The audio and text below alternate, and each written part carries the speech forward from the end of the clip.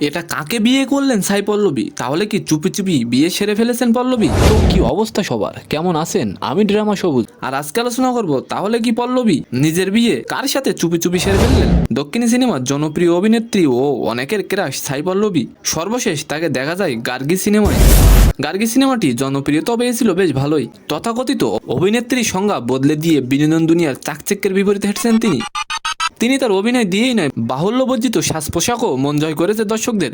সাই পল্লবী তার নিজের একটি বিয়ের পিকচার সামাজিক মাধ্যমে আপলোড করার পর থেকে বেশ আলোচনায় এসেছেন তিনি। বলেন কি? শুধু তাই নয়, তার স্বামীকে দেখে অনেকেই আবার অনেক ধরনের কথা বলছে। কেউ বলছে কে এই কালো মাল, আবার কেউ বলছে পল্লবী এটা কাকে বিয়ে করেছে। অনেকেই আবার বলছে পল্লবীর নাকি রুচি নেই। তবে আপনারা যারা পল্লবীর স্বামীকে চিনেন না তাদেরকে বলি, তার নাম রাজকুমার পেরিয়াস্বামী, সাউথ ফিল্ম ইন্ডাস্ট্রির একজন নামকরা পরিচালক। এখন মূল কাহিনীতে আসা যাক। আসলে সাই পল্লবী তাকে বিয়ে করেনি। পরিচালক রাজকুমার SK21 পুজোর সময় ছবিটি তারা তুলেছিল। পরবর্তীকালে খানিকটা কেটে সেটে ছড়িয়ে দেওয়া হয় সামাজিক মাধ্যমে। চলতি বছর 9ই মে পল্লবীর জন্মদিনে শুভেচ্ছা জানাতে ছবিটি পোস্ট করে হ্যাপি বার্থডে লেখেন রাজকুমার। আর ছবিটি দেখে সবাই ভাবছেন পল্লবী মনে হয় চুপি চুপি বিয়ে করে ফেলেছেন। তো আজকের ভিডিওটি কেমন লাগলো অবশ্যই কমেন্ট বক্সে জানাবেন। আর আমাদের ভিডিওটি যদি ভালো লেগে থাকে অবশ্যই একটি লাইক দিয়ে আমাদের চ্যানেলটিকে সাবস্ক্রাইব করে দেবেন। ধন্যবাদ।